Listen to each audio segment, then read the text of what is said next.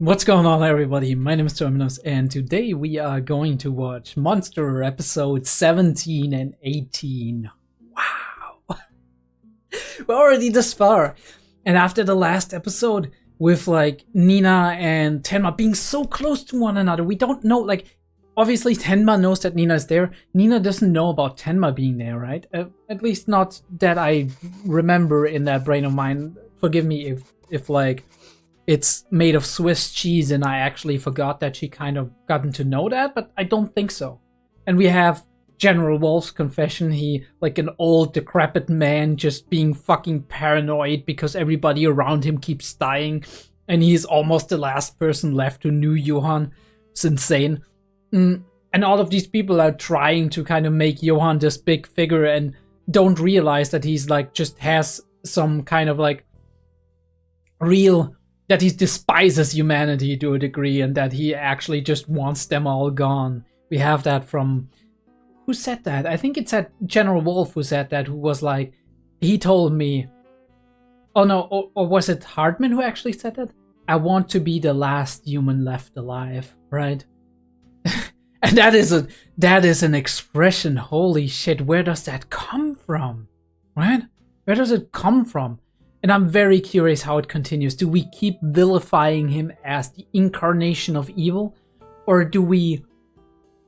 because we have Greases in there, right? We do have those little details, the depth that creates him as a person and gives us some kind of hint, some kind of like clue as to why and how Johan really became the person he became.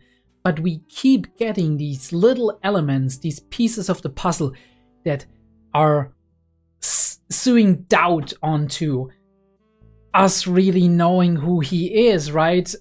Sowing doubt onto maybe what he is actually truly came from him being born exactly this way and nothing around him has changed him. Rather, he has changed everything around him. At the same time, like the psychologist in me, obviously, knowing what I know about interactions between genetics and environment, right? The nature versus nurture debate. As much as we'd like to debate back and forth, there's always, like, the debate is not around, is it just nature or is it just nurture? It's always to which degree does each of those two factor into making a person who they are in specific instances, right? Because we're not looking at the person as a whole. That would be way too complicated, way too complex of an organism to actually just pin down to a simple answer. No, we're looking at specific characteristics of a person piece by piece. Obviously, all of these characteristics are so-called latent variables, which means they are variables that can't be directly measured. We need to measure certain key points with instruments to find out clues as to what the latent personality or characteristic behind all of these things is. We have a vague concept of something like intelligence, for example, and we have all of these little data points that we are trying to measure that, in our theory at least, give us a clue as to what that construct, what makes up that the majority of the construct that we call intelligence. And obviously all of these things are constructs in a way, be that intelligence, narcissism, whatever.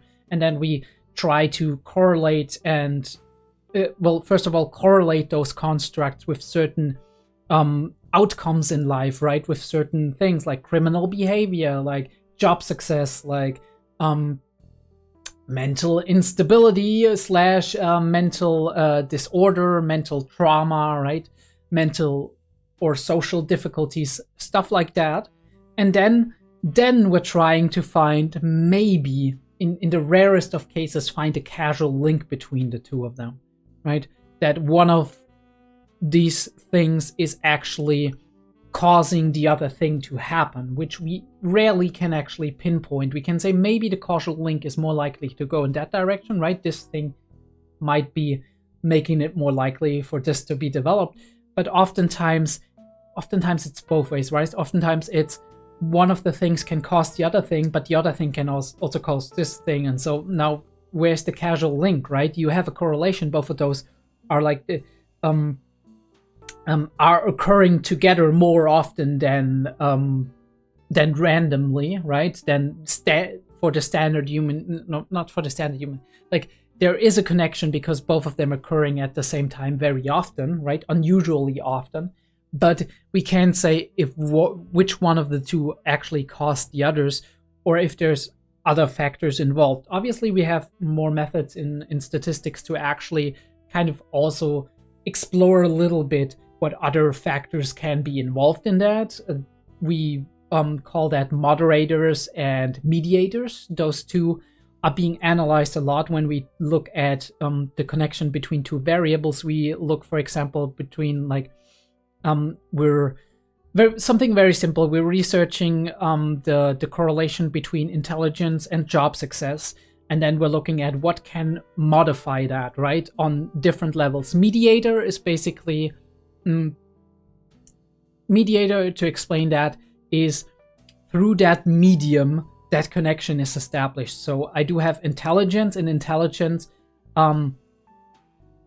causes a certain other variable to be a certain way, right? And that other variable that is that certain way, right, increases, decreases depending on what intelligence you do have, causes job success to actually be a certain way. That's a mediator, right? You have a medium in between. And then there's the moderator, which is you do have intelligence as a construct, and then you have the moderator in between. And depending on how high or low the moderator is, it actually changes how the mediator is affecting the other thing. So for example, you do have intelligence as the core variable, and in between you have a moderator that is relatively high. Right now, if intelligence is a certain way, like say intelligence is relatively high, right? And we do have the moderator that's relatively high, then the variable job success is very, very much being affected by intelligence a lot, right? But if we have intelligence that is very high, but the moderator is very low, it can be that intelligence does almost not affect job success at all because of that moderator being low. Because if the moderator is low, right, the original variable is not affecting the other one, almost not affecting it at all. And if the moderator is very high, right, no matter if we have like a low or a high intelligence, the impact intelligence has on job success or on our end variable, right, is a lot more.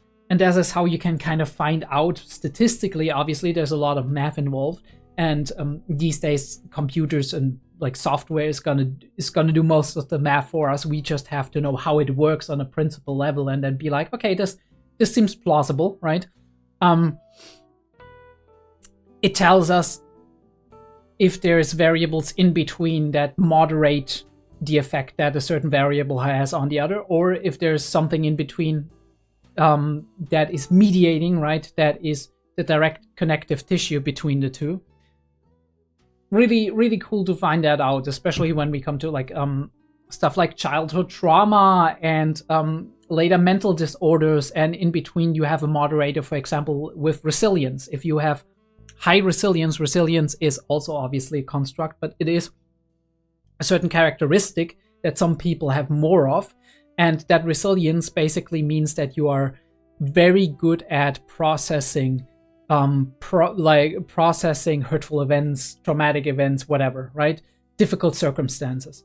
And if that resilience is high, that means that your childhood possibly traumatic event does not have as much effect on you possibly developing a mental disorder later on. And if that resilience is low, it has a higher chance, right? This is how it works. This is how we try to find these things out. But it is very interesting always to see that nurture versus nature debate, and to see how different authors, different media are displaying this in their stories. What fundamental beliefs are at the core of the person creating this beautiful, beautiful work of fiction, work of art.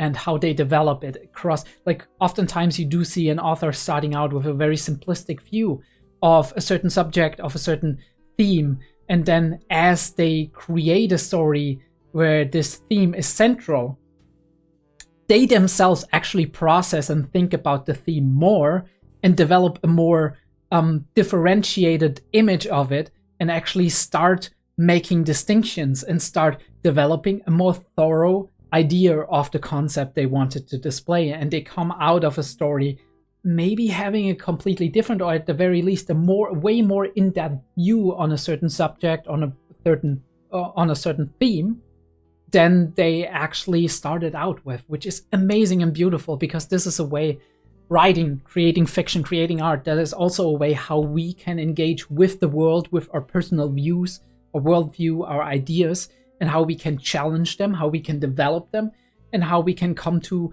conclusions that we might have not come to if we never set out to create this piece of fiction. But yeah, we're here for Monster episode 17 and 18. I don't know if I can do that in conjunction, because actually my roommate might be coming back sometime later, and we're gonna eat some burgers. We're gonna make ourselves some burgers, which is nice. Really looking forward to that. Maybe we'll make a break in between, and then afterwards I'm gonna react to episode 18. We'll see. Or maybe I can do all of them in conjunction, and then we're gonna have a feast. But either way, burger.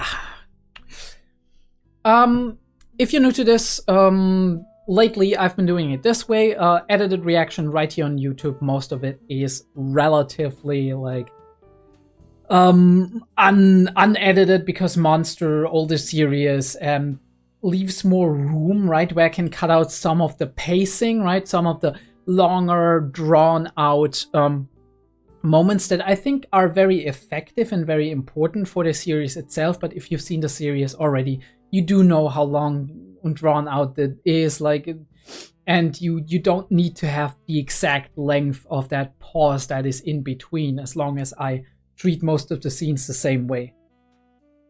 That's why the edited reaction is right here, and because most of you enjoy the edited reaction a lot. Pip is, or / full-length reaction is gonna be on Patreon, so if this is something for you, go check it out. I would appreciate it. And let's just fucking jump into it, right? Alright, Monster episode 17. Don't know the title was Reunion, and this just was displayed right there. Starts in a 3, a 2, a 1. And we're on a road again. Really like the how we do have the focus here, right? Damn. Alright, yeah, we're going back to town, right? Because of the extremists and all of that shit. Tenma.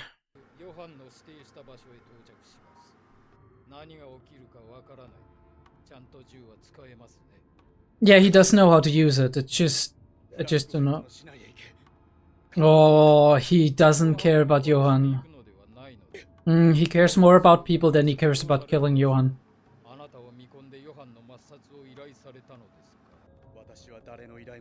Yeah. He does it because he wants to.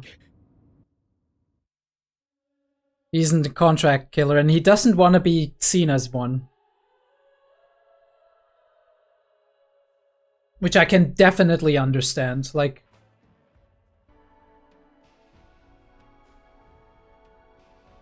Well, at some point Johan's gonna see a gun pointed at him. I don't know when it's gonna be, but it's definitely gonna be at some point. I'll be curious as to when it's actually gonna be. Reunion...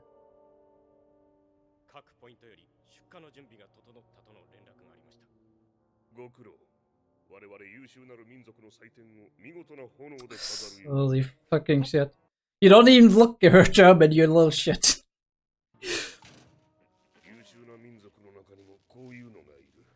Holy shit, those were actual people who are... Okay. I thought we were gonna go for a fake out here, but...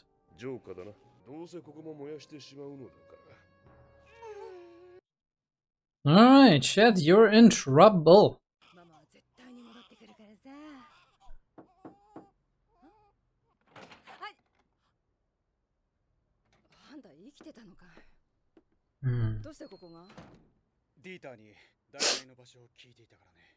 ディーター？やっぱりあの子の言ってた天馬ってあんたのことだったのか。来てない。それよりアイシェは？この子がアイシェの息子だよ。早く母親に抱かせてあげなくちゃ。She's dead. まさかそんなこと私信じないからね。この子どうすんのさ。こんなちっちゃいのに母親いなくたってどうすんのさ。 This is hard. これ以上犠牲者は出さない。この町の代表者たちに会わせてくれ。 Does she know them? I mean, I guess, maybe. Alright. どう思うね。極右の連中のその手の噂は年中流れているからな。Will I believe him?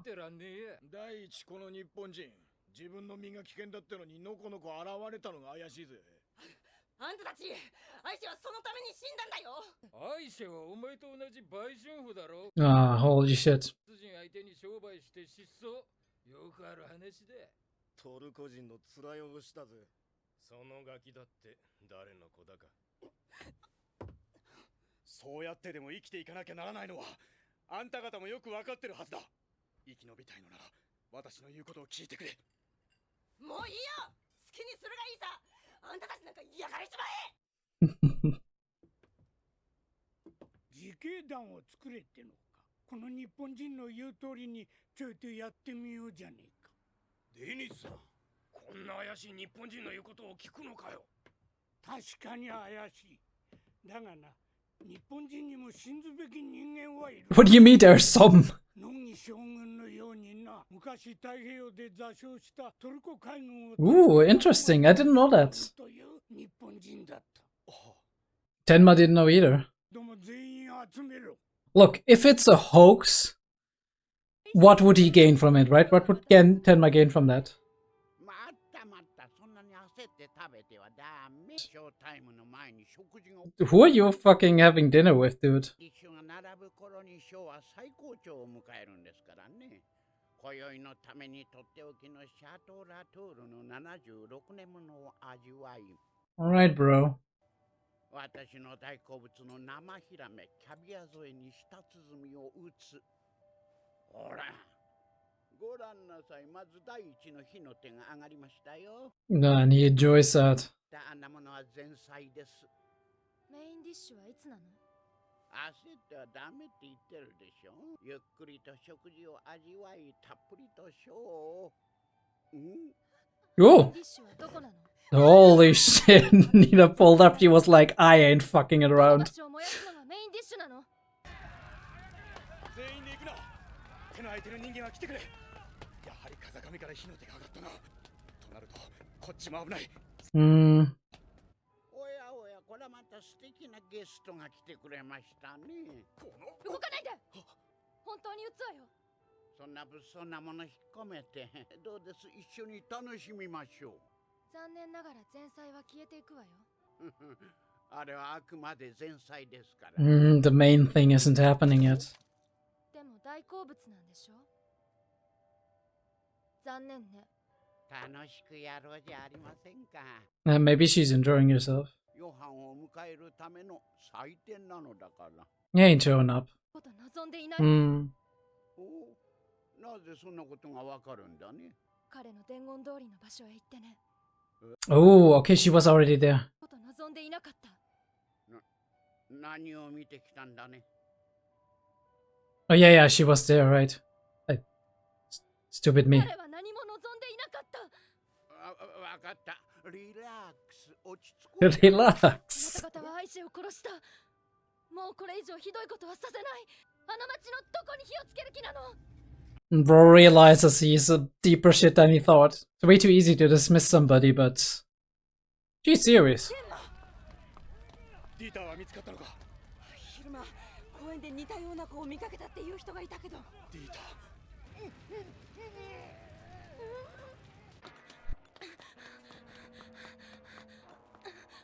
しかしあの娘。 Hmm. さすがヨハンの妹だ。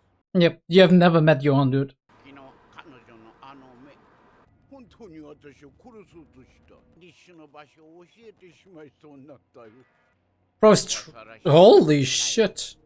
Bro, get some fucking control yourself. What the fuck?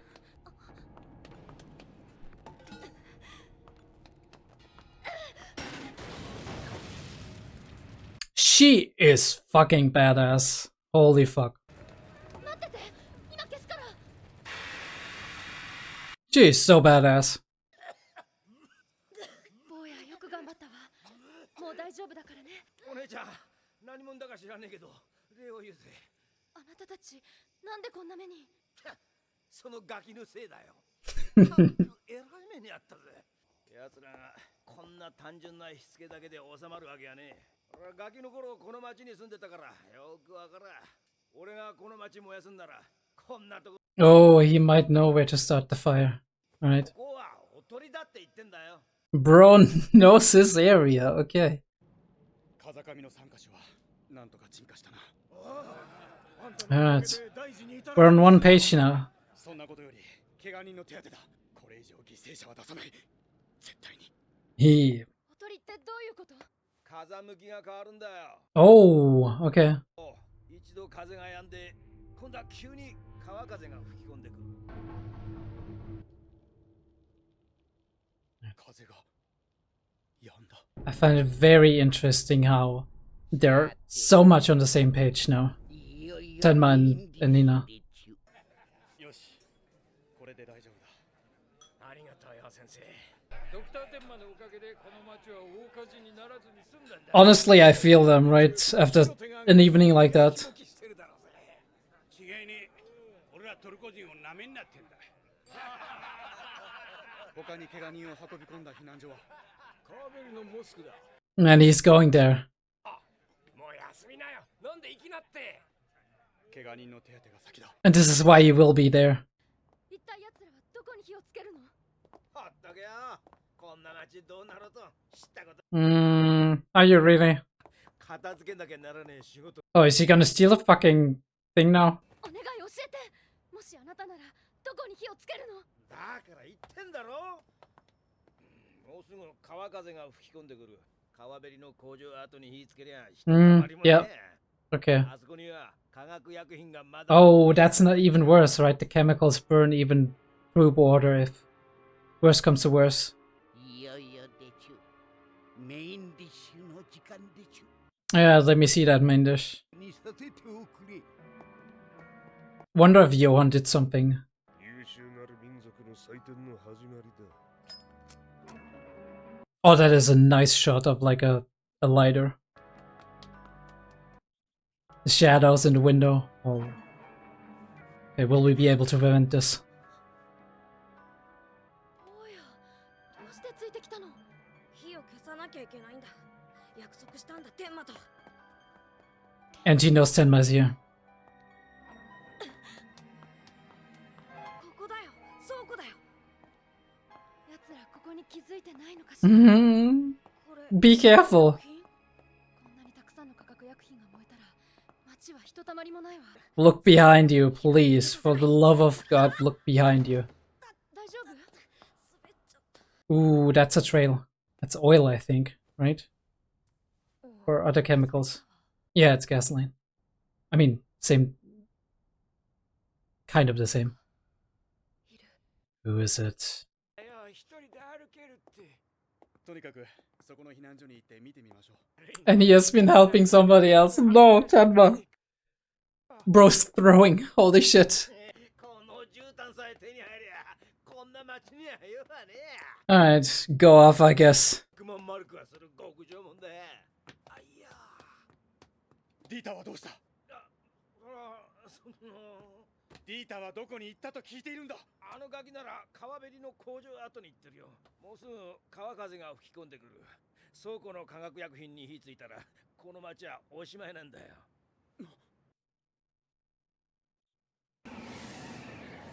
ほら、この風だ。避難所のみんなに川沿いから離れるように言ってくれ。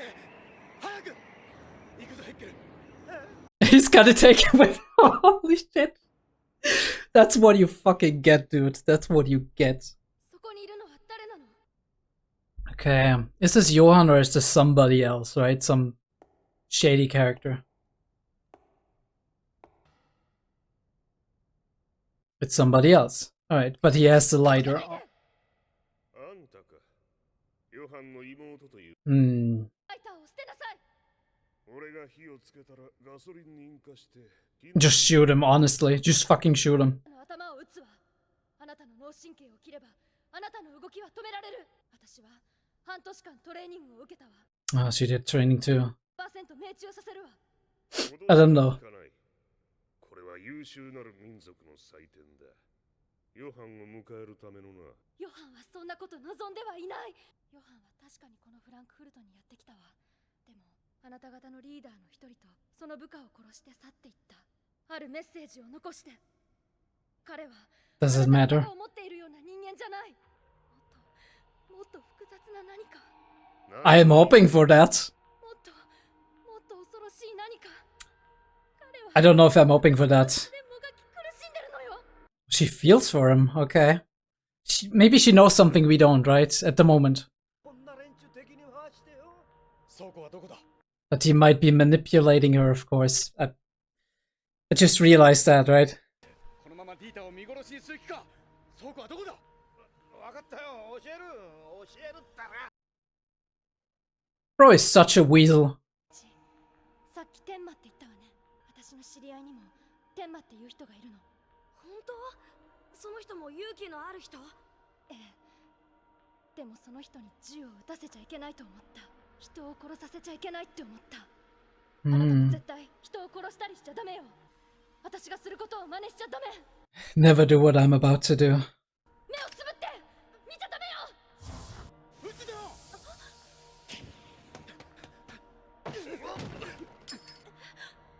Oh no, Tenma, what are you doing? Is this gonna light up? It's gonna light up everything. Great job, fucking Tenma. I don't know if a rock will do that. Realistic? Question mark? I mean, I don't know. I genuinely don't know. Hey, get fucked. Rip Bozo. Reunion. And the police are coming in. 逃げて。その男は私に任せて。川にボートがある。早く逃げて。天馬。 It's fine. I mean, maybe he's gonna run. メインディッシュが冷めちゃった。 Just get out of my face, dude. Just get the fuck out of my face, okay? I don't want to see you anymore. You stupid ass, short, fucking... 署の方で詳しいお話を。ちょっと待って。すぐ戻るわ。あ、君。 Oh, I love that reflection on the water. Holy fuck, that was a great shot. ニナ、約束してくれ。撃つな。君は人を撃っちゃいけない。私見たの。ヨハンのメッセージを。私も見た。今からそこへ行く。あの時、10年前、ヨハンを撃った時、彼が私に頭を狙って撃てって言った意味がようやく分かったの。 Oh, he told her. Holy shit, that is a revelation. 一人じゃない。ヨハンは2人いる。 What, that is amazing. Holy shit. Either he is super lying, right, and manipulating, which would be amazing as well, but... ドクター、 Or... あなたは悪くない。 Yeah, we do have that multiple personality disorder, which would make it interesting, super interesting. 私がもう一度、ヨハンの頭を狙って。 He told her to shoot him. This is a fact, right? Because she confirms it. And she probably remembers it. いやー、こんなところで寄り道してねえで、とっとと行く。 Nah, Tenma has to see this. 参ったもんだぜ。 And only she could put the pieces together. He was already telling it Dr. Tenma, but only she could put those pieces together. なんだこりゃ。 What's on there? Come on, just show me. What is it saying? Don't kill me with the suspense.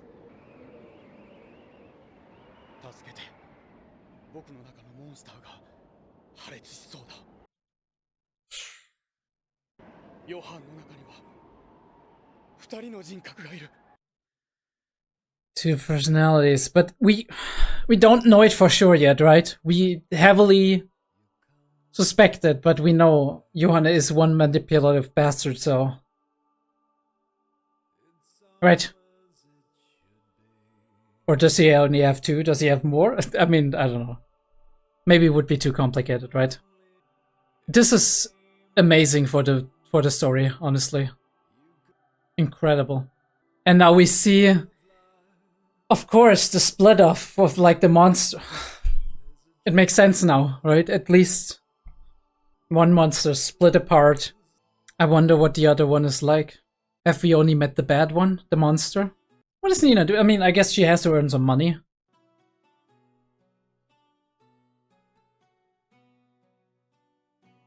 Oh, shit. This girl is so amazing, honestly. All right, let's talk about it in the discussion. Actually, see you on YouTube. All right, let's talk about it. We'll jump to it first because got to do the most interesting part first, right? Multiple personalities disorder or dissociative identity disorder, which is the actual name of the diagnosis.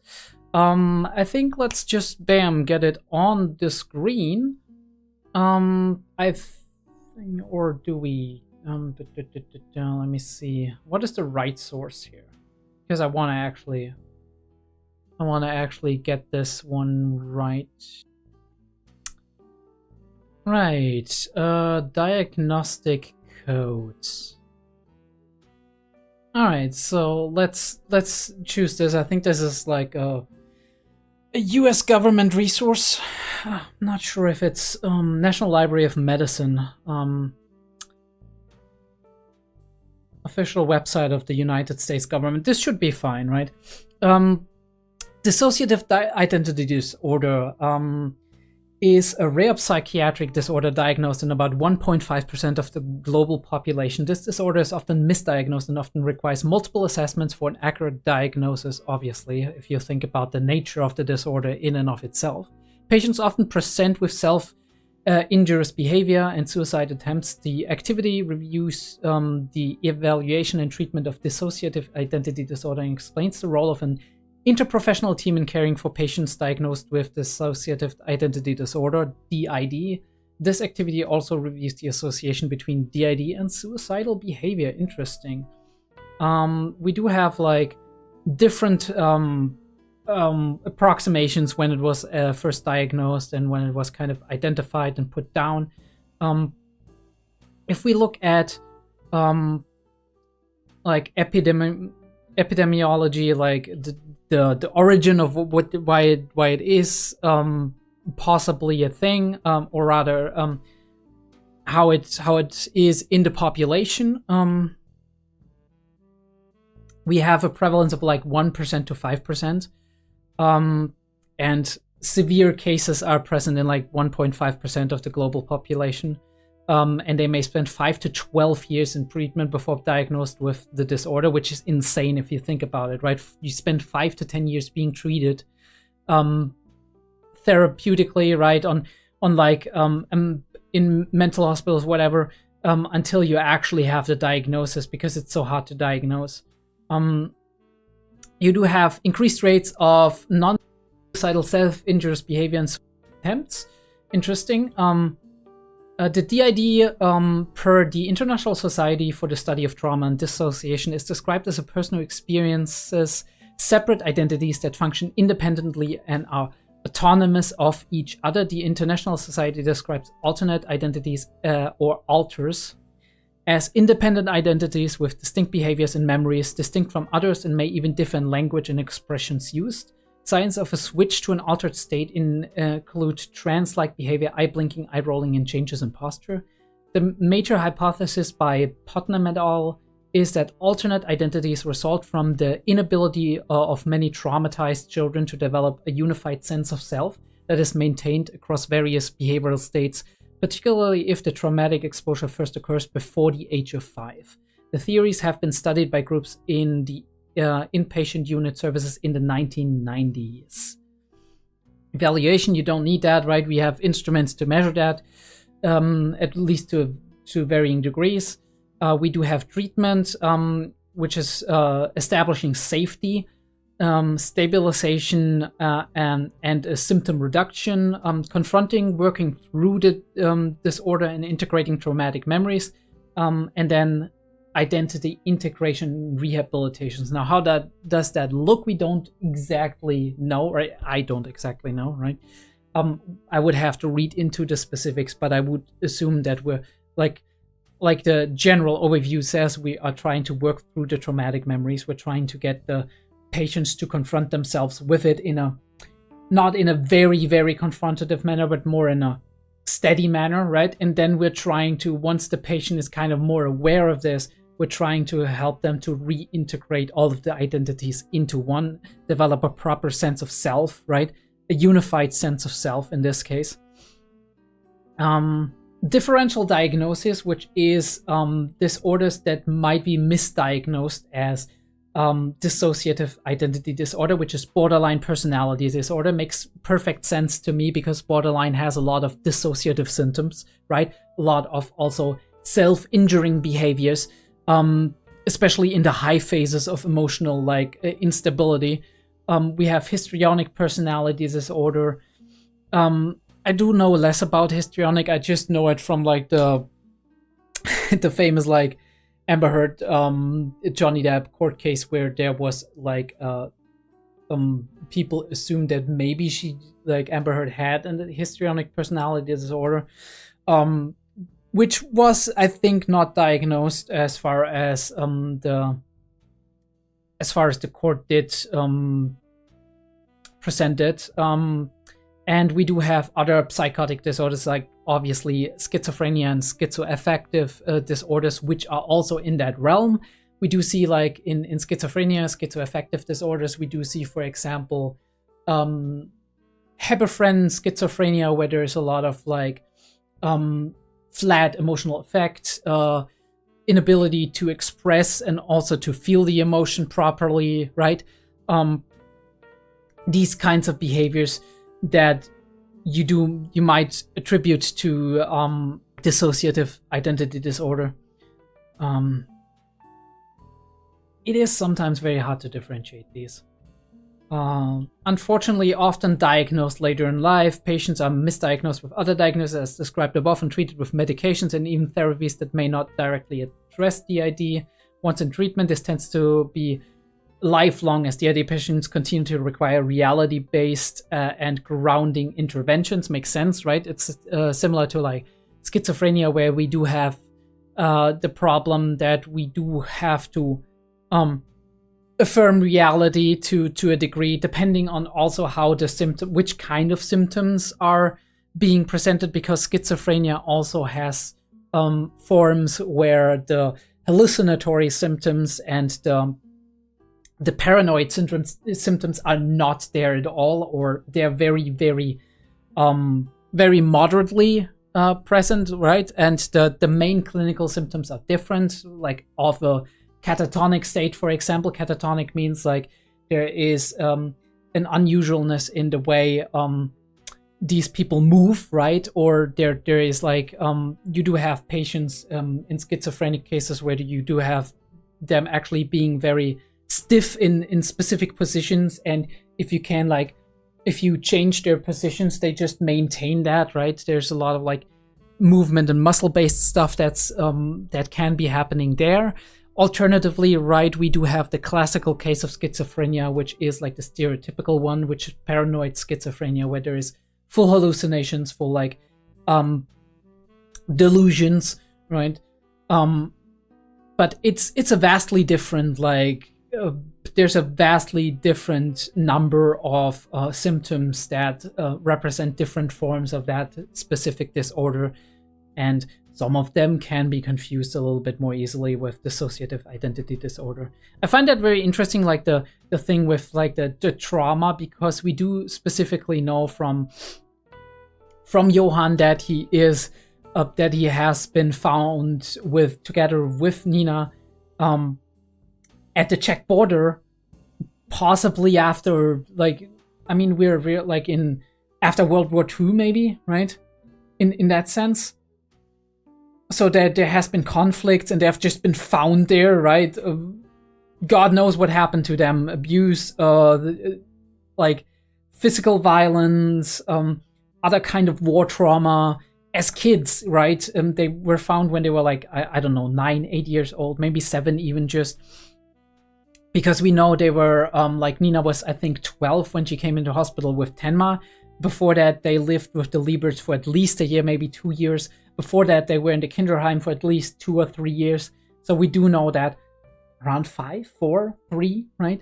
6, something within that range, we do know that they were found at that point in time at the Czech border and had already experienced a lot of trauma. And now we come into this Kinderheim 511, especially Johann, and there's where we make the distinction, right? Nina has trauma. She shows signs of trauma in many ways, right? Especially after the 𝔸𝕬𝕠s and after she got taken into the hospital and had to kill her brother, supposedly, seemingly, because he's told her to, in a way. And only she knew that, right? And her memories of it might be kind of skewed. And you, like, if you're 12 years old, you don't think of stuff like multiple personalities, right? That is not something you have necessarily awareness for. So there's that as well. But we do see how they both had traumatic pasts, but they both split at some point.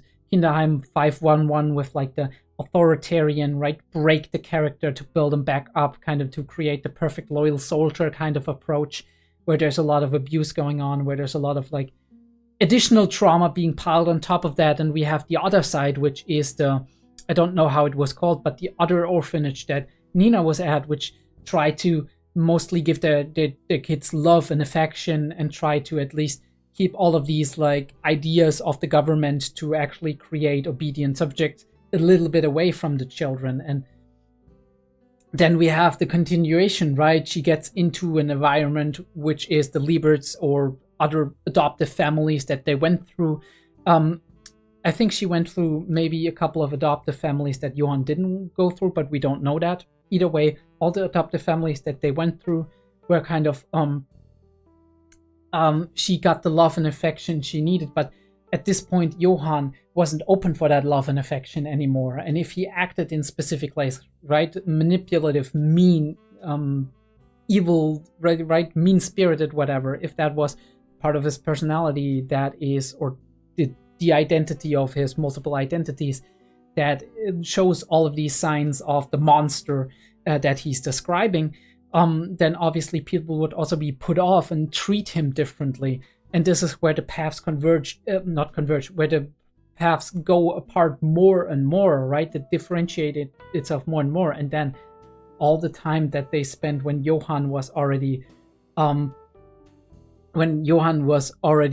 then separated from Nina. Nina was living her quote-unquote normal life in Heidelberg, and she experienced all these things growing up, right? The support she needed, social, emotional support, normal parents, normal environment, normal peers. Johann had all of that, did not have all of that, right?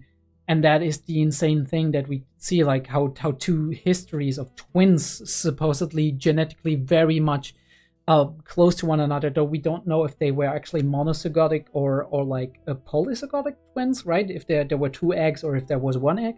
So this is already making a difference. But even if they were like, if they had like 2 eggs, it's still like twins are closer together in terms of like, I don't know if that's true. Actually, I think maybe twins that are, that have 2 eggs might be just as much apart as... That makes no sense in genetic. Well, I don't know exactly, okay? I don't know anymore. I used to know. Either way, but twins are very much more genetically close than normal siblings. So we do have a very similar history and a very similar genetic makeup. So we do ask ourselves, what's the difference? And one of the main differences, aside from her being her and him being him, right? Male, female, that also makes a difference to a degree with the chromosomes. But the difference here is we are getting to the point where where they have different histories of growing up and where they have different influences, and this is where this whole thing starts to happen. I do wonder how many people have actually seen Johann's other personality, Johann's personality that makes him maybe more endearing, maybe more normal, right? Afraid probably, and also having his own problems, but maybe not being that killer that we see throughout all of this story so far. Maybe we've seen it for a short period when we've seen him in the hospital and Nina was running out of the thing and he was reaching out his hand and crying. I do feel like this was maybe the other Johann. And probably also the other Johann telling Nina to shoot him. If he was the one who initiated that and said, hey, do shoot me. Obviously, it's also a possibility that Nina wanted to do that and then Johann's other personality helped her, right? Obviously, we can still assume that maybe he is using this as an excuse to make Nina sympathetic towards him, to make Tenma sympathetic towards him, to prevent them from immediately shooting him when they meet him. That is also a possibility. We can't rule that out, right? Because especially when this condition is so rare and when it is so often misdiagnosed, probably in both sides, right? Misdiagnosed as actually having the condition, but having something else. Differential diagnosis, we just talked about it, right? Borderline, everything else. Other psychotic diagnoses. Or maybe being diagnosed as something else and actually having dissociative identity disorder. Either way, we do see dissociative, you do see the word already comes from that. You disassociate with yourself, right? In this case, your identity disassociates and you have not a unified sense of self, but more of a that there's multiple people inside of you. That's how it feels, basically. I think the closest some of us as healthy, mentally mostly healthy people can come, the closest we can come towards this is sometimes you have these days, right? These very rare days where you feel like you're kind of standing next to yourself, right? Where you feel like everything you're experiencing on this day is kind of not real, right? It's kind of almost feels like you're looking over your own shoulder while that body of yours, whatever it is experiencing certain things. I had these days before. I think a lot of people have these days. It's not like mentally healthy people don't have these extraordinary, unusual experiences. It's just that people who are mentally sick, who do have mental disorders, for them, that is the majority of what they experience if they don't take meds or if they don't get therapy to actually help solve these issues, right? In some cases, you can do it. In other cases, it's more on the genetic side because, for example, schizophrenia is very heritable. While the other disorders like depression, for example, are a little bit less heritable. You have 40 to 50% heritability on depression, right?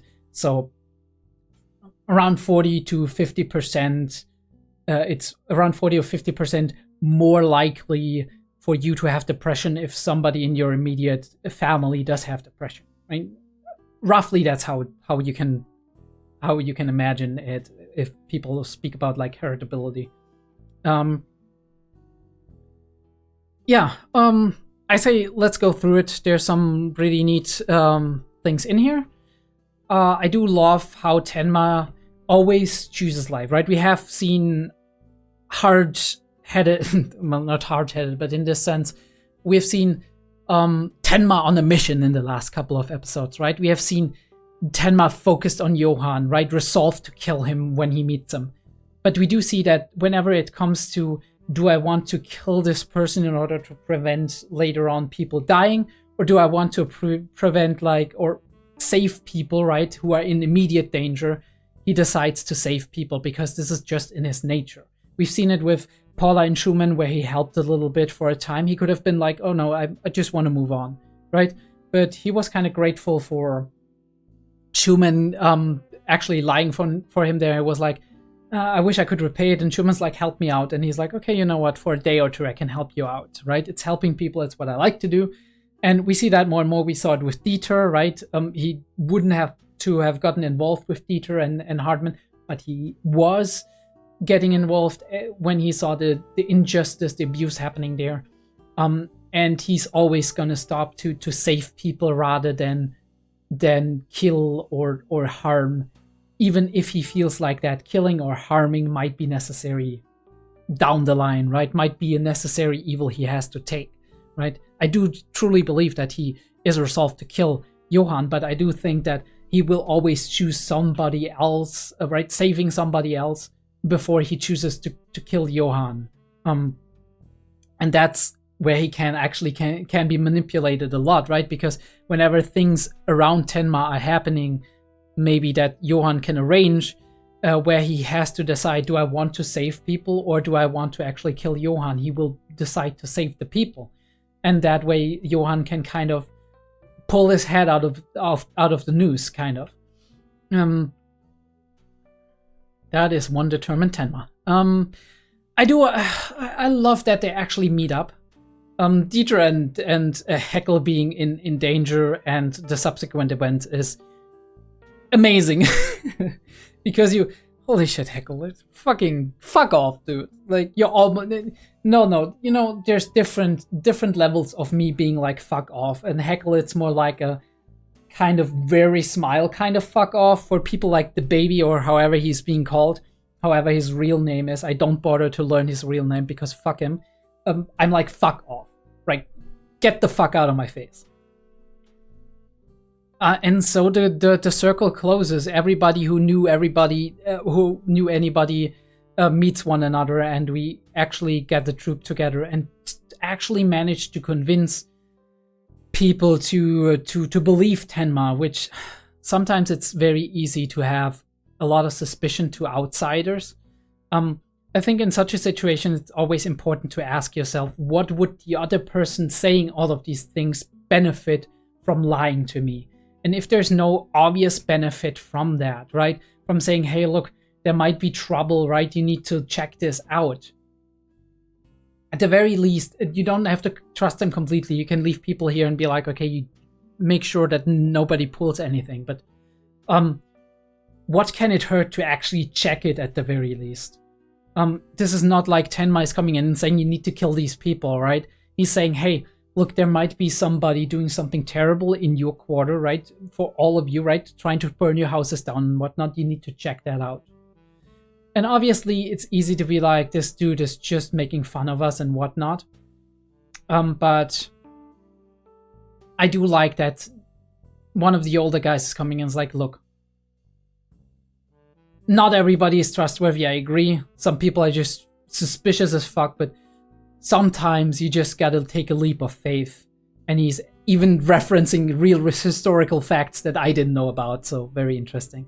I love this shot with the reflection and all of that. And I love how they did that because she has a similarly colored dress as Nina, so we don't realize when Nina actually replaces her. He's looking at his like little fucking fire burning and is all happy about it. And suddenly I'm like, hey, wait, did she have a fur coat, right? Because I wasn't making the connection immediately. And he's talking and looking at me, he's like, what? Because a gun is pointed at him, and I do love it. She's such a fucking badass. I love it. She is getting what she wants. And the message, right? We do have the tension building with the message of Johann, and we don't know what it says, but we thank fuck we get it revealed at the end, because that would have been a nasty teaser otherwise. Bro wetting himself. He can fuck off. He can get the hell out of my face. I said that like 5 times already, but I can't say it enough. And she can stay the hell in my face because I really enjoy every moment that she is on screen. Same for Tenma, by the way. Same for Tenma. It's not just because she's a pretty girl. Tenma is also an amazing character, and I love it every time he is on screen.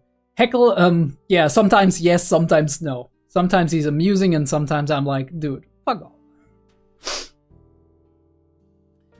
off. Anything I want to highlight beyond that? The lighter. Holy shit, the lighter. I love that. Right, how we play with light and shadows, right?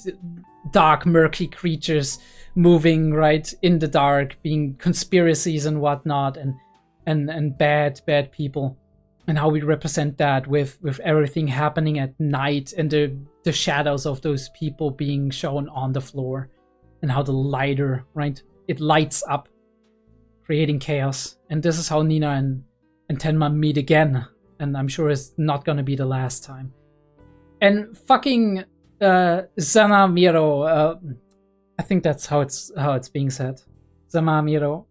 I could be that I'm saying that wrong, but serves you right, Heckle, for your fucking priceless your priceless whatchamacallit, tapestry being fucking burned. That's what you get. And I believe her that she's actually also, I love, look at this picture, how it's being set up, right? The light source from one end, right? And then we have the other side of the face being completely dark.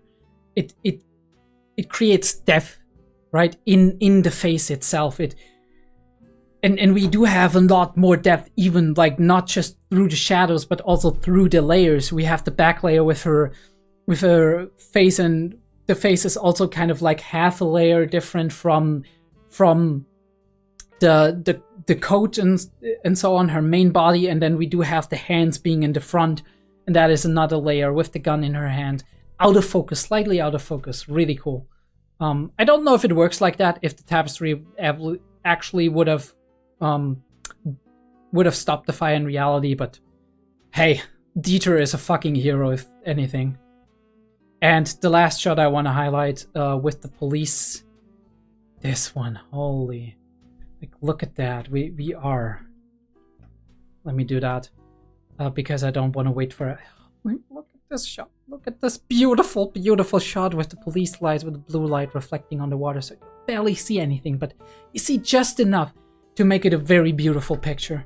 And we do have a parting goodbye where we exchange information, and he really wishes for her to lead a normal life. But I'm sorry to say, Tenma, that's not gonna happen. It's really not gonna happen. And he's asking for help. Again, it can be manipulation, but at the same time, people who have issues like that, if it's genuine, they also ask for help. They ask for help. It's the same with, like, I don't know how much YouTube will like me mentioning that word, so I'm just saying self-harming thoughts, right? And stuff like that. People will try to communicate that before they do it. Oftentimes, right? They talk about it. Not openly, maybe just like in your face, I'm gonna do this, but more like there are gonna be signs, right? They are gonna drop the hints, because oftentimes they are, right? They are ambivalent on the emotional side. They don't know, they're between I'm afraid to do it and I actually want to do it, and right, the decision to do it, the easier it is for them, obviously, in terms of like what they actually need to do to fulfill that, the more risky it is, right? The easier it is to do something. That's why you often see, like, at special spots, right, where this stuff is happening a lot, cliffs or whatever, you do see like a metal cage or whatever, or you see a big, like, whatchamacallit, a big railing, right? You see a big railing there, because obviously that's not gonna hold anybody who's actually gonna climb over it, but you need to climb over it, and that is additional time where you have to first look at it, think about how to climb over it, and then that time that you have here, you can think about if you really want to do it. And oftentimes that kind of raises the minimum requirements you have to actually do that. And then by raising the minimum requirements, oftentimes it prevents some people from actually ending up doing it, because the mood changes and they rethink it, right? Or something happens and the moment is gone, right? If somebody walks by or interacts with them and stuff like that, this can be crucial, right? So, but yeah, to come back to that, they ask for help. They ask for help, and this, we can see that as well, right? In the beginning, I thought it might have been just a mocking thing, right? A sadistic thing. In episode 10, we were looking at that, and we were like, Johan was writing sehen Sie mich, look at me, right? It's like, pay attention to what I'm doing, right? Look at this stuff. It might still be the monster doing that, right? The monster personality doing that, and this is like the other personality of him doing it. But it might also be both him and being like, look at me, right? Stop me, please, right? Because the monster inside of me has gotten so big, right? And the monster might be, das Monster might be the word he uses for the personality, the other personality inside of him. And even if it wouldn't be multiple personality disorder, he might use it as that part of himself that wants these things, right? That has these desires, right? That's how we construct our reality. That's how we put it down. Sometimes it's easier to imagine it like this, because if you imagine it as something that is separate from yourself, right? That is maybe acting in opposition to what you might want, then you can actually distance yourself more from it and find a way to maybe counteract it. Obviously, sometimes that's also not good, right? Distancing yourself from certain elements of yourself, and then you kind of get out of balance and you, yeah, right? Sometimes it's better to accept that this is me and then say, okay, I'm gonna work on that, but that's different issues, right? That's different disorders, that's different problems in life, right? I would say that's more the problems that exist on the spectrum of like negative thinking, negative emotion, depression, whatever, right? But even there, depending on what kind of person you are, how you understand the world, it's still okay, and it can still help you process things if you separate that part of yourself that's always so negative as your inner critic, right? Some kind of piece of your personality that is separate from that other piece of your personality that's going for the positive, or wants to at least have the positive in his life. It's very interesting how we can see that, how we can engage with it. And now, again, like I said, the ED makes perfect sense now that we have that revelation of the multiple personality, how the monster splits and walks in different directions. Very interesting. But yeah, maybe that desire for Nina, actually, right, and be with Nina and whatever, it comes from the, let's say, quote unquote, nice 𝗠𝘂, the quote unquote nice Johann, and that desire to kill people, right, to murder, to see the world burn, to be the last human left alive, that comes from the monster. We don't know yet, but we can imagine, we can theorize a little bit about that. Yeah, I think best thing is to jump into episode 18 and see what 18 has to offer. It's gonna be very cool, very interesting. I'm probably gonna release that as 17, 18. We'll see. Depends, right? We'll see. Right? If I have the time to do 19 and 20, not 19 and 20, though, yes, 19 and 20, then I'll probably release them at the same time. If I don't, I might release 17 alone, because it seems like an okay episode to release alone. Very interesting, very much to dig your heels into, and a decent amount to edit, so could be an okay thing to watch that alone. We'll see where we go. Hey, what's going on, everybody? My name is 𝗠𝘂𝕐𝕗𝕬𝑛𝕐, and today we're going to react to Monster episode 18. Yeah, last episode was very, very interesting. We're not going to talk long about it, but I've actually had a thought, and that thought was, I find it very, very curious and very ironic how much what 𝗠𝘂 actually believes is in line with what has been revealed to us last time in terms of Johann. While 𝗠𝘂 still believes that 𝗠𝘂 is actually the killer, it's interesting that 𝗠𝘂 has this theory that Johann is a personality of 𝗠𝘂. And now we are actually at the point where there's two personalities within Johann, mind you, not within 𝗠𝘂, but within Johann. And right, we do have these two concepts. It's insane how 𝗠𝘂 actually was able to put that together, or kind of guess at the same thing that actually turns out to be true. I do wonder if that makes it easier, or will make it easier later down the line, for 𝗠𝘂 to accept that 𝗠𝘂 is not at fault here, and that Johann is the one, because 𝗠𝘂's like, yeah, I had that theory about multiple personalities, but apparently it's another person and not 𝗠𝘂. I do wonder if that is the case, or if 𝗠𝘂 will hold fast onto 𝗠𝘂 for a long, long time, until almost at the end, or maybe until the end and he dies by the hands of Tenma, or hopefully not Tenma, because he doesn't want to kill quote unquote innocent people, actually. Or by Johann, maybe even, right? And he realizes it in his dying moments. That would be insane.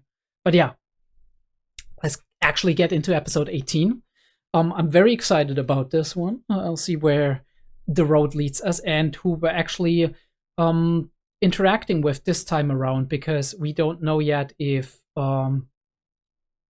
we do not know if we're following Nina now, if we're following Tenma now. We did have various episodes that focused on different people. Yeah, let's get into it. Monster episode 18 starts in in a 3, a 2, a 1, a bang.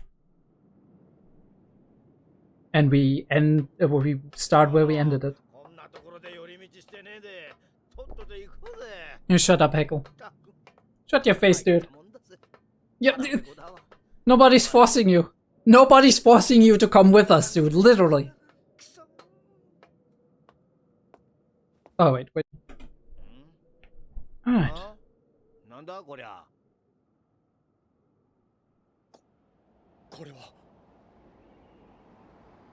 I love how the sun is coming in here and shining on it.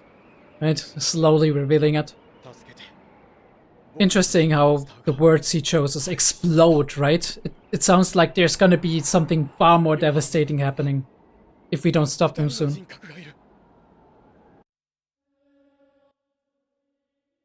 I wonder if that's true or not, or if he's just playing. I wonder what the words behind the window are. 5 sugars. Oh yeah, we actually saw the preview. It's gonna be Nina focus, right? あなたがあの倉庫に立ち寄った時、すでにその東洋人と放火犯は取っ組み合いをしており、あなたの姿に気づいて、その東洋人は走り去った。Ooh, interesting. アンナ・リーベルトさん Identifies herself as Anna Liebert as well.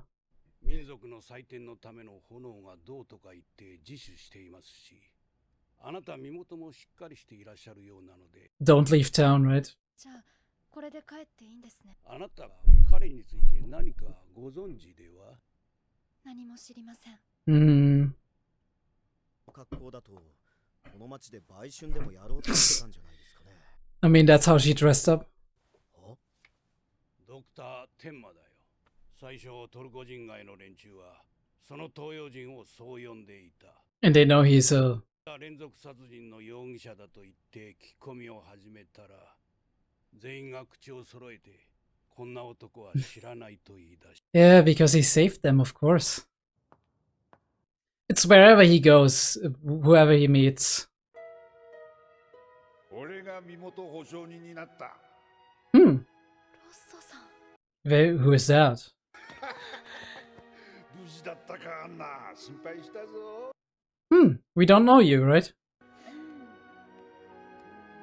Somebody she worked at, maybe?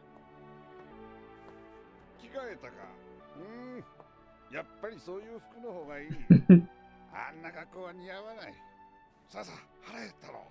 飯食え、飯。コーヒーだけでいい。ほら、食え。はい、いただきます。Not that hungry, are we? Bro, chill on the sugar. 相変わらずお砂糖5杯入れるんですね。当たり前さ。甘くなきゃコーヒーなんてうまくねえ。 Speak for yourself. やっと笑ったな。It's nice to see your smile. やっと笑ったな。働きたいって面接に来たのに随分暗い顔だったぜ。Alright, this is where she worked before. アンナリーベルトです。 She calls herself Anna, not Nina, which... もちろん採用だ。当然さ。あんたみたいな美人が働いてくれたら、うちの店は大繁盛だからな。ただ、お前さん、もう少し笑った方がいい。Yeah. せっかくの美人が台無しだぜ。ありがとうございます。しっかり働きます。そんなに決まることはない。It's insane, she dropped university and all of that, right? 忙しいったってたかが知れてる。 She looks good in everything, doesn't she? 俺はここに料理を出す。お前さんはそれを客に持ってく。ワインはカウンターの上にも置いてある。注文を書いた伝票はここだ。ガスはこっち。水はこれ。はい。こんにちは。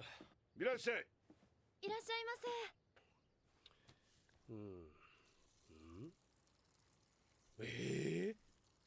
Somebody new? アンナです。はじめましてって、おいおい。まさかお前さん、こんな店のウェイトレスやるわけじゃないよな。まさかこんな店ってのはどういう意味だ？アンナは今日から間違いなくここのウェイトレスだぞ。よろしくお願いします。本当かよ。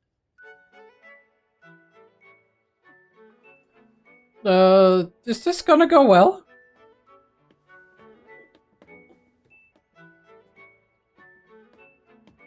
I mean, she's training. Nice. Better than me.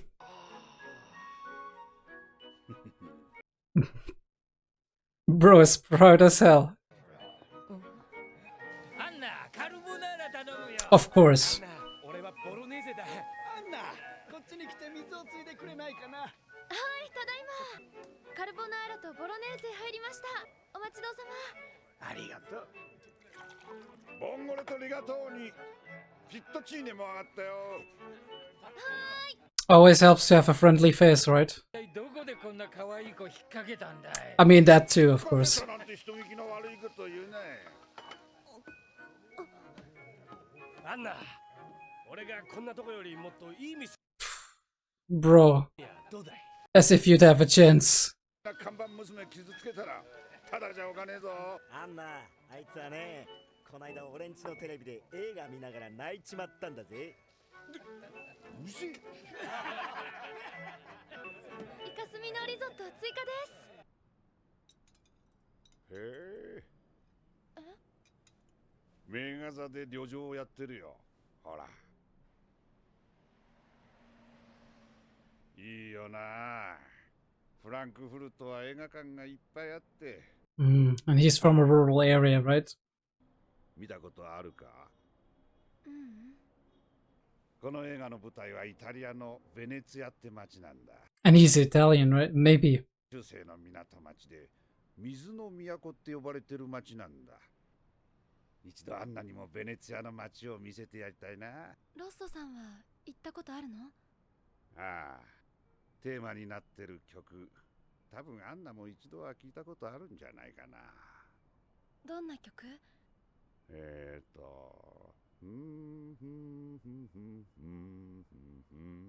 いっそのこと今から見てくか？まだ入れるんじゃないかな。What's on her mind, though? でも。そうか。今からじゃ遅くなっちまうな。What's your plan in life, Anna? Where do you want to go? Oh, we see more of the past. おかえり。私やります。いいっていいって。すみません。毎日午後お店休ませてもらって。詮索するつもりはねえけどよ。毎日どこ行ってんだ？ああ、いいんだ。別に休み時間に何しようと勝手だからな。射撃のトレーニング。射撃。ええ。ベンケルさんの射撃場に。ああ、ベンケルのとこに行ってんのか。あいつはいいやつだ。She doesn't like that, right? But this is how she trained for half a year. ロッソさんは銃を撃ったことある？銃なんてとんでもねえ。あんなもん見ただけで震えが来るぜ。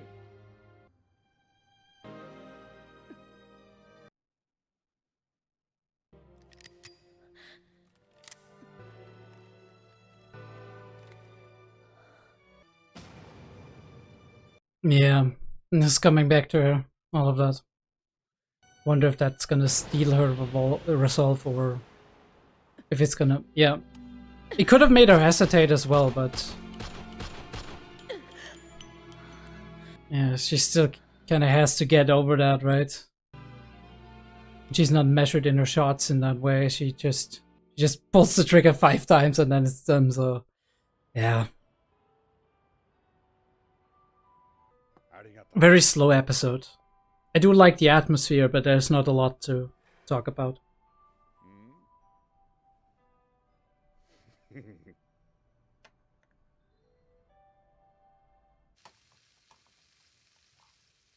And she's starting to cook. Alright. Interesting. He's been the cook so far.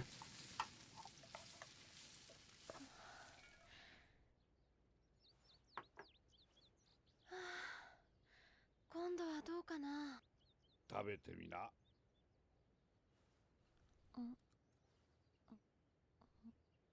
何の味がする？ニンニクとオリーブオイルと、それにパセリと。他に入れたものの味が消えちまったろ。うん。それじゃあ本当の難しいわ。何事もトレーニングだ。Yeah. Even the guns, right? ロッソさん、お風呂どうぞ。おやすみなさい。It's watching a sad movie. 俺の若い頃にこんな映画があったとはな。Yeah. ロッソさん、いつも映画見て泣いてた。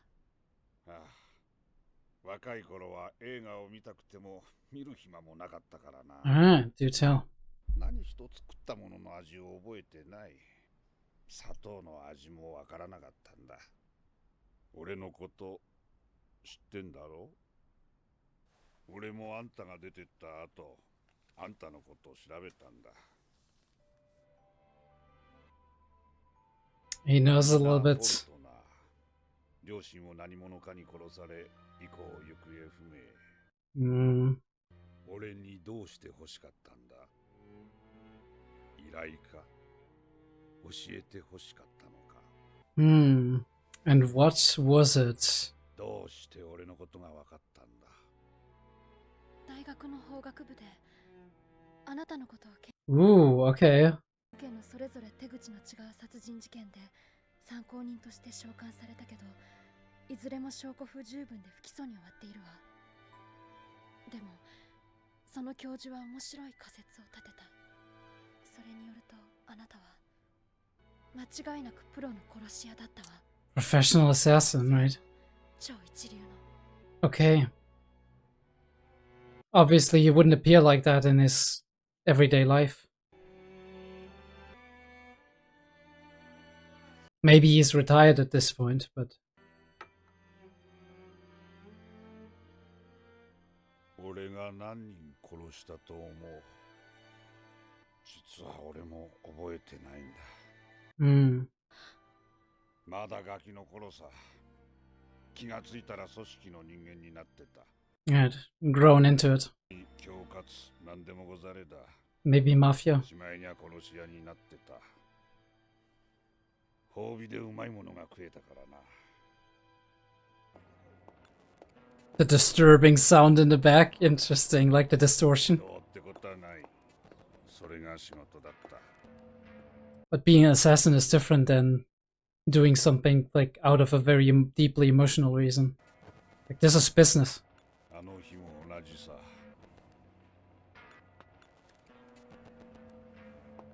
Right, where are we? Is this his last case?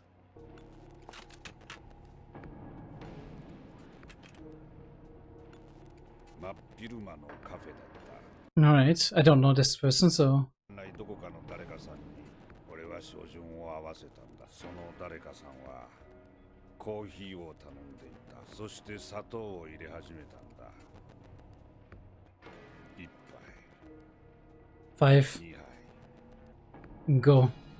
その5杯目の砂糖を入れたところで、俺がいつも飲んでるコーヒーの味が。No. Personal connection. As soon as you make that personal connection, it's hard. Right. それで俺は銃を下ろした。 As soon as you start having some kind of identifiable, そんなもんで俺は人を殺せん。 yes, you can identify with somebody. It's really hard. 半年の間、俺に殺し方を教えてくれと言い出さなかったんだ。Hmm. I mean, she was asking her own questions. あなたを巻き添えにしてはいけないと思ったから。 Right. I wonder if she's gonna tell him about Johan.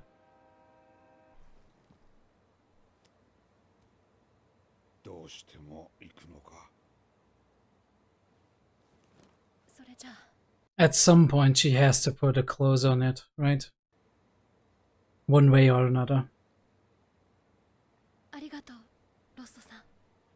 人殺しなんて簡単だ。砂糖の味を忘れればいい。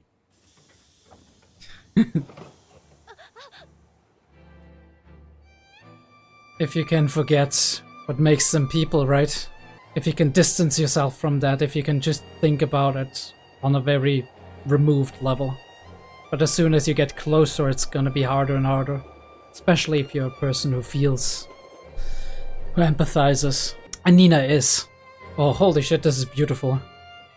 These night city shots are amazing in this.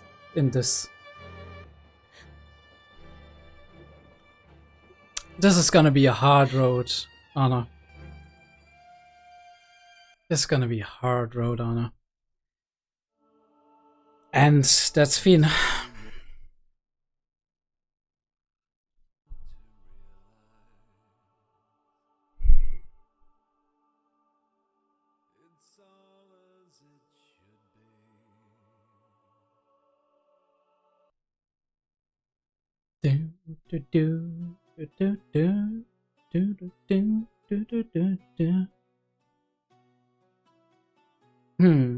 Alright.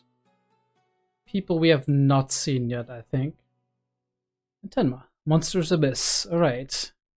A Tenma story. Interesting. So, next time will be separate, so...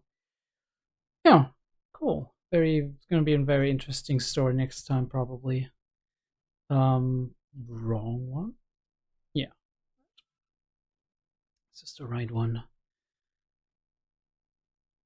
Right. Let's talk about it, right? Alright, Monster episode 18. Which is the 5th spoonful of sugar. And this is like the one thing in our episode. It was a very slow episode. It was a very methodical episode, right? And we kind of went through to fill in the gaps between where we last saw Nina as Tenma and where we do see Nina now. And she's gotten to know Mr. Rosso, who supposedly was, well, definitely was a professional killer once upon a time.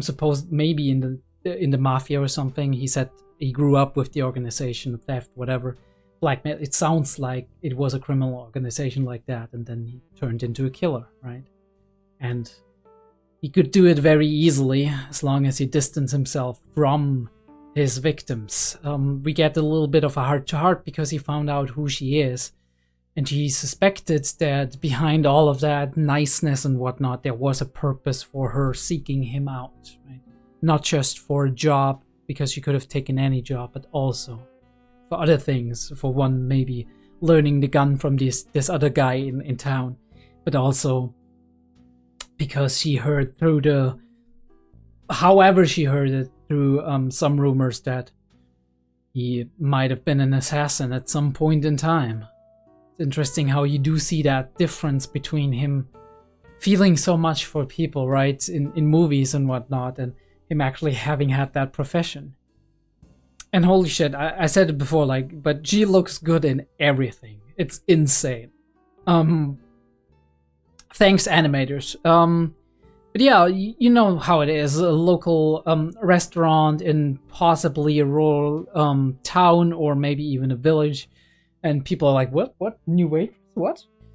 And obviously they the way she is with her attitude, right? The openness that she has, the friendliness that she has, and her showing the smile, right? The customer smile.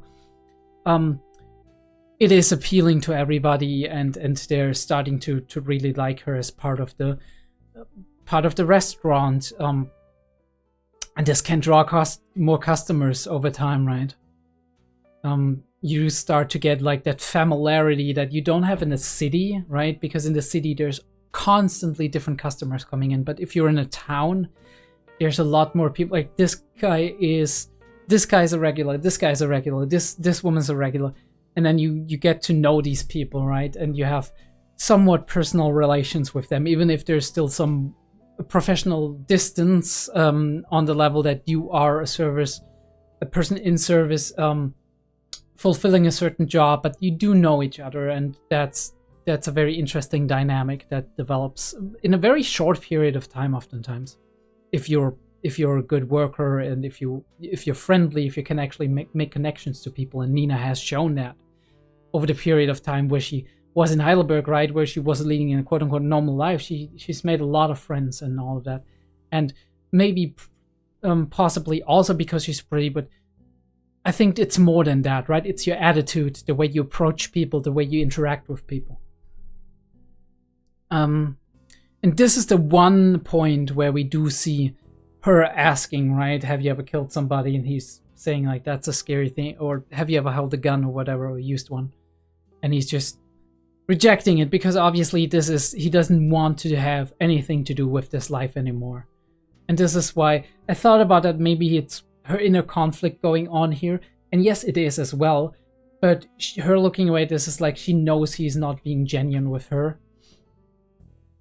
Yeah, but she has to resolve herself, right? And this is, maybe he doesn't deserve to be in this, and we see these little moments where he's kind of teaching her how to cook in a professional setting, and like how he's just he's letting her stay over, right, because she needs a place to stay, and he's watching movies and crying at them, right, at the emotional, and she thinks deep down he's a good guy no matter what people say about him. And at this point she didn't know, right, if the rumors were actually true or not, so she thought, let's leave him out of this, and I have to deal with this myself, and this is why she left, obviously. But now we have a heart to heart. We actually are masked down. The interesting and cool thing that I see is that Nina is such a three-dimensional character. Beyond like all of the little intricacies of her personality, we do have not just her being pretty and just getting what she wants that way, but also her being incredibly intelligent, right?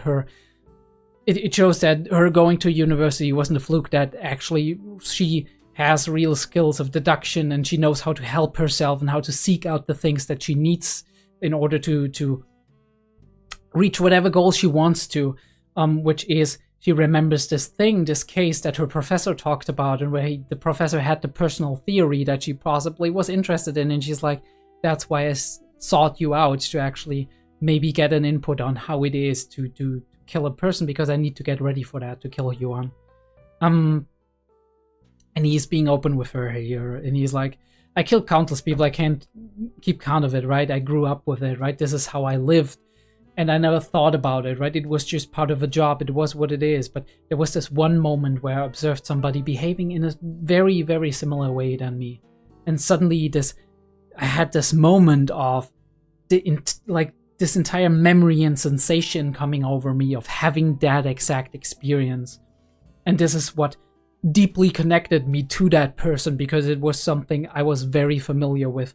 And suddenly the person is not an object, is not a job you have to fulfill, but suddenly that person is a person, right? An individual, a very highly complex living organism that feels and breathes and experiences and senses. And realizing that, it suddenly takes all of that distance that we put between the person we're doing something horrible to, right? We're taking their life, and we go here, right? Suddenly we're inside. We're we're feeling the same thing they feel, right? We can empathize, and that is the moment that connection gets created, the moment that all of that distance disappears, and it makes them flesh, it makes them human. And this is the moment that was the end for him, right? He couldn't do it anymore. He couldn't kill people anymore, which is a very impressive tale. And the one point of this entire episode, one thing I really love, aside from, again, I don't highlight it enough, but there's amazing cinematography going on here. The way the shots are placed. Obviously, there are no shots that are placed, right? But the way they are drawn in a way that you would place a shot. The way the reflections work. The way we set the entire scene with purpose, with intent, with feeling behind it. It's amazing. But there's one thing I really love about this show as well beyond that, and that is that sometimes we spend an entire episode mostly just having one theme. And that is amazing that an episode takes its time to actually breathe life into this theme, create a scene, create a moment, create a situation, create a certain span of time that represents a feeling, right? Represents an experience, a life experience that maybe some of us, all of us can relate to, right? And I'm not talking about murdering people here in that specific regard, in specific regard of like creating an experience. I mean, creating this experience of having a summer job for 6 months, right? Interacting with people, kind of starting to become part of the ecosystem there, right? Part of the community, and experiencing that throughout while other stuff is going on in the background, right? So it's not just simply this theme, but we have very, very simple episodes that focus on a very particular experience, and parts of those we can relate to. And we breathe life into this theme and make us as the audience get closer to this theme by showing us something we can heavily relate to, and then connecting it with that theme we want to show. In this case, this guy who retired, right, from having a terrible job of being an assassin, because for moral reasons, right, and for very human reasons. And again, we humanize them. The interesting thing is, last episode we actually started to humanize Johann, which makes me very giddy and interested, because the more we get to know now if that is actually the truth, and Johann is not just manipulating Nina, Tenma, and us in conjunction, if that is true, then there's so much potential in there. I mean, we started to humanize him here and there more, but we always pulled the rug from under the audience once again, and we're like, nah, it's genetics, right? Because there's so many people who are convinced that it is. There's so many people that are convinced that it's just Johann and nothing else. And he was from that way from the very beginning. It's interesting that the simplicity of just believing that makes it way easier for people to engage with this person, this individual, this monster in their own way. But yeah, again, this episode, amazing that we have a more of a calm episode and breathe life into a very interesting situation. This show is not just a crime series, a series about a killer. It's a series about people. It's a series about society and how we interact with one another. It's a series about life and our experiences in it, about our emotions and how we deal with them and process them, about how relationships form and break apart, about how problems can occur, right? Deeply personal and mental issues can occur, how life works in a way, right? And specific in this case, interestingly enough, from a very Japanese/German perspective, right? Because it plays in Germany, in all of the cities and the society, and especially those times, right? The 90s, early 2000s of Germany. And I think we're still in the 90s. And it also plays, obviously, as our author, I forgot the name, but we're gonna look it up again at some point in time. It's Japanese, of course. I don't know if they have like German roots, maybe, or are just very interested and fascinated by Germany. I could very well imagine one of those two things, because they're very, they do a very good job at displaying the places in Germany and accurately representing, for the most part, accurately representing them and whatnot. But yeah, there is this very interesting Japanese/German perspective on life. And I'm very fascinated by it, and I enjoy it every time I turn on this series. Yeah, that was Monster episode 18. I do hope you enjoyed it. If you did, leave me a like and subscribe to the channel. Would be really, really nice. Check out the Discord and the Patreon. Patreon has early access stuff going on. It has my other series on. It has the full-length reactions. If that's something for you, go check it out. But other than that, I'm just happy if you watch my videos, if you watch them for the most part, right? I don't... The start and the end, if you're like, oh yeah, I heard that 1,000 times, I'm already doing that, right? Subscribing, liking, or whatever, right? But I really appreciate everybody who watches my series throughout. Big shout out again to FBI who suggested this series to begin with. And big shout out to everybody who's actually watching this series, because I know it's slow, I know not everybody's interested in it, but I'm very happy that people keep supporting me doing it. So I can keep watching this amazing series, and eventually we're gonna get to another one. If you're not interested in Monster, that's fine. If you're not interested, you're probably not watching this right here. You know what I mean, right? And big shout out to Cardboard as well, who's been supporting me throughout this. It's been my biggest supporter so far. But yeah, definitely also shout out to all of the first year supporters who have been with me along this, like, so far 6-month journey of very, very interesting anime, very interesting discussions and discoveries. And leave a comment if you want to. I love to engage in the comments. If you have interesting points, interesting discussions, I'm not always answering very thoroughly, but right, we're processing this in the episode as well with our discussions. So I appreciate any comment that gets dropped down below, unless it's a nonsensical comment, right? If you troll me, I'm like, yeah, whatever, right? Random dude on YouTube said something means a lot less to me than actual person on YouTube leaving a very thought out comment about why they like this series or what they found interesting, or even what they didn't like as much about this particular series or episode. But yeah, I'll see you next time, and I hope you'll have a good time until then.